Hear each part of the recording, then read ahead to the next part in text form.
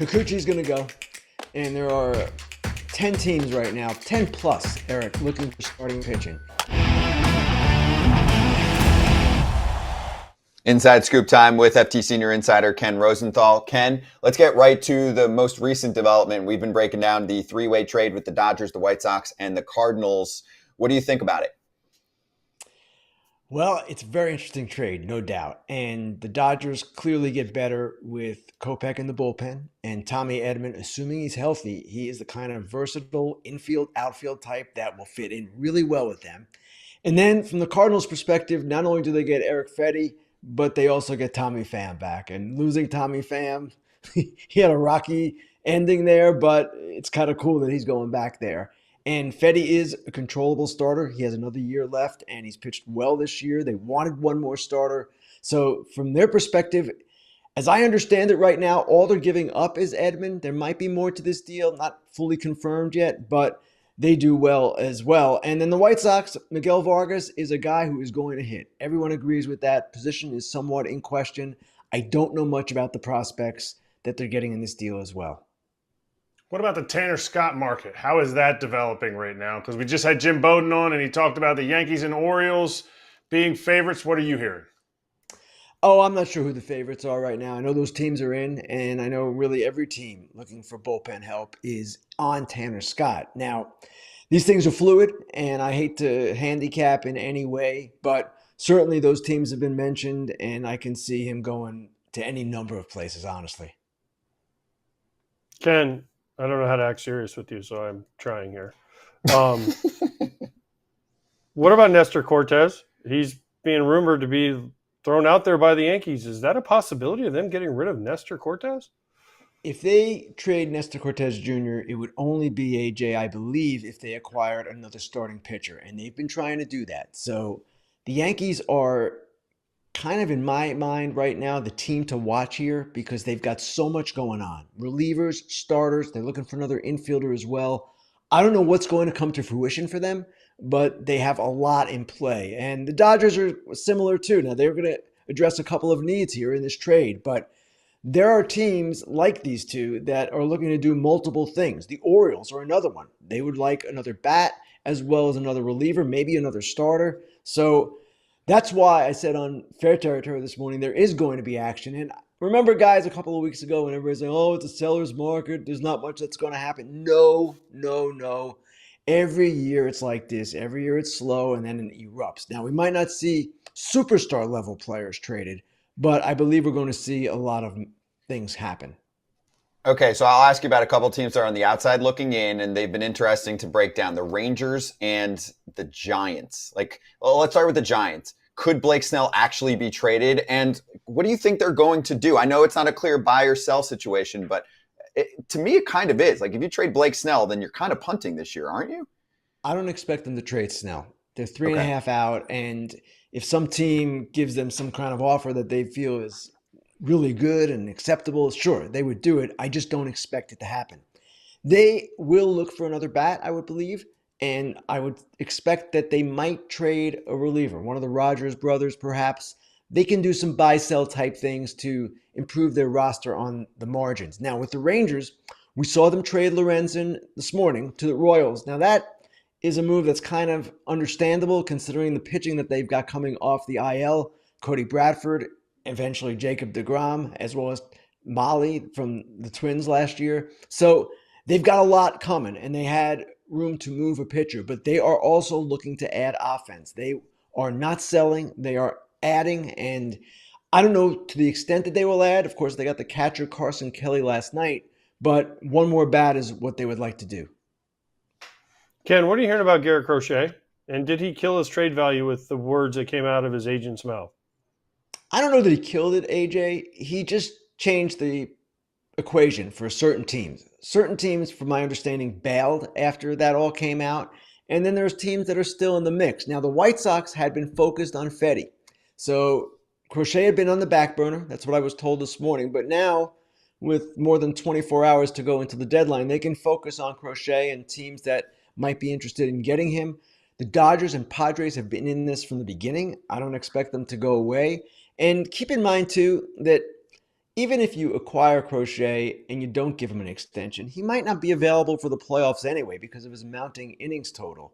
So, from the White Sox perspective, if you don't get the deal you want now, he'll have just as much value in the offseason because he's going to be available for 2+ years.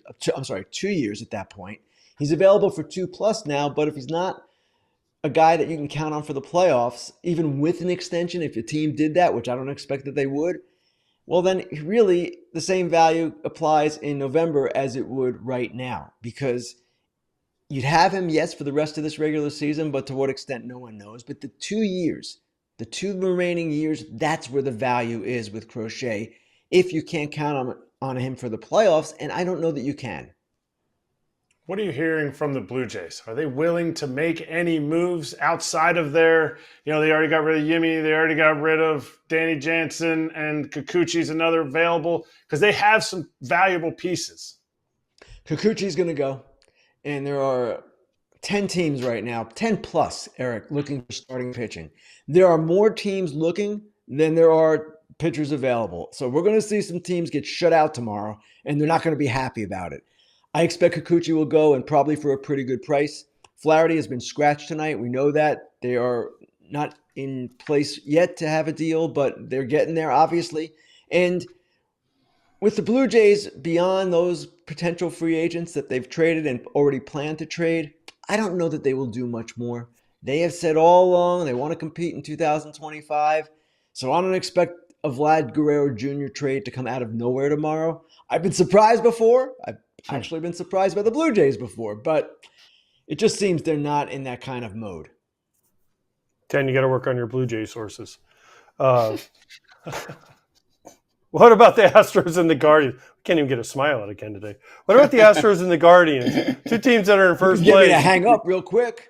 Hey, that's good. Oh, that's not allowed, I Ken. like that. You're under contract. Astros and who? Guardians.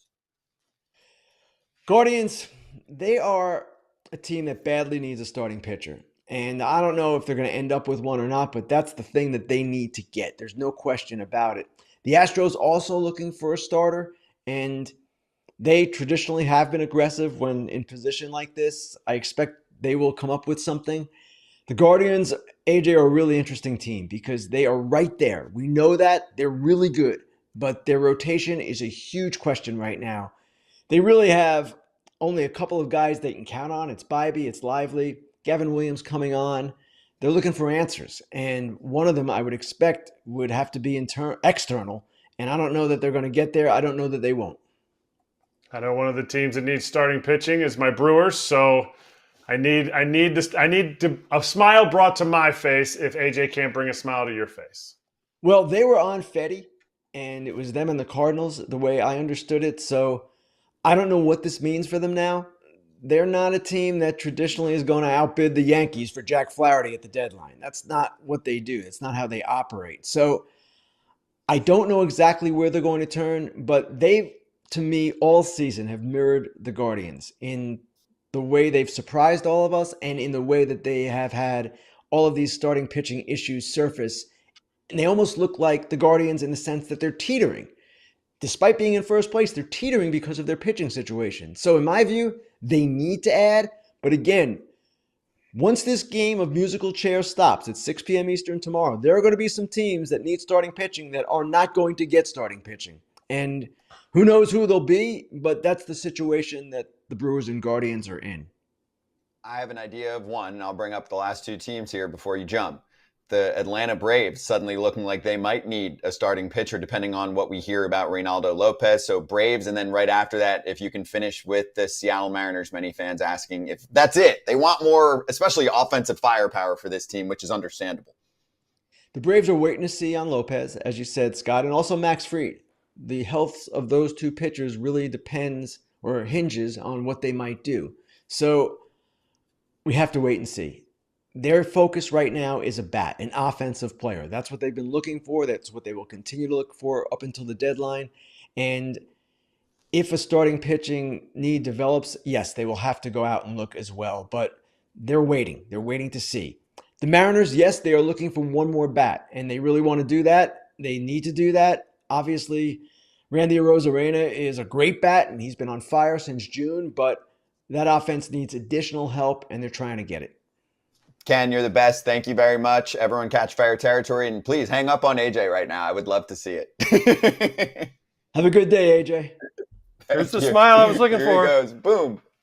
And the hang up at the buzzer. Mondays and Thursdays, fair territory. So the fair territory for this morning, it's great because he does a lot of recapping because things change so much. So it's a good way to actually go over trades that definitely happened versus just flying from report to report. Of course, he mixes some of that in there too, but to actually get the full-on recap from Ken in fair territory, it's on YouTube. It's wherever you get your pods. And then Thursday, they will do the full-on trade recap. It'll be Ken and Alana, and they will get to many more of your questions. So if you're in the chat right now, I highly recommend that you're there live 12:30 Eastern time on Thursday as well. We'll break down more trades and rumors, and also we will talk about games. Our base.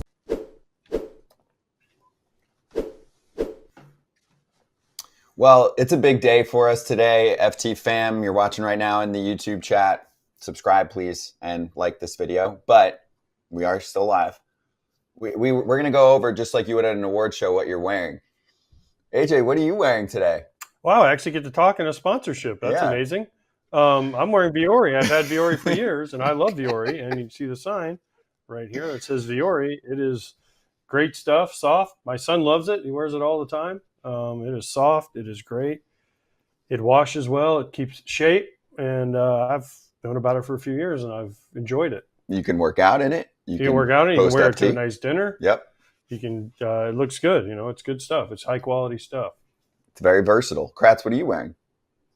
I'm wearing a 2024 Vuori shirt. While I'm not as classic with the Vuori as AJ is, I'm hooked. Like if you haven't gotten it, like it is the best shirt that I own. Like these shirts are unbelievable. I need to get on the site and get some pants and get some shorts too. It's versatile, it's comfortable, it's designed to look great in everyday life, at the gym, or when you're hosting FT. It's an investment in your happiness. So for the FT fam, 20% off your first purchase. Get yourself some of the most comfortable and versatile clothing on the planet at vuori.com/foul, F-O-U-L. And you also get free shipping on any U.S. orders over $75 plus free returns. But again, 20% off your first purchase. Got to go to this particular website, vuori.com, vuori.com/FOUL. We'll swing right back and go over that Jazz Chisholm trade. Hey, everybody. Be sure to like and subscribe for more content. We're back here every weekday, all year long, so do not miss an episode. The videos are coming in all day. Here's another video you might enjoy. Baseball the way it should be covered.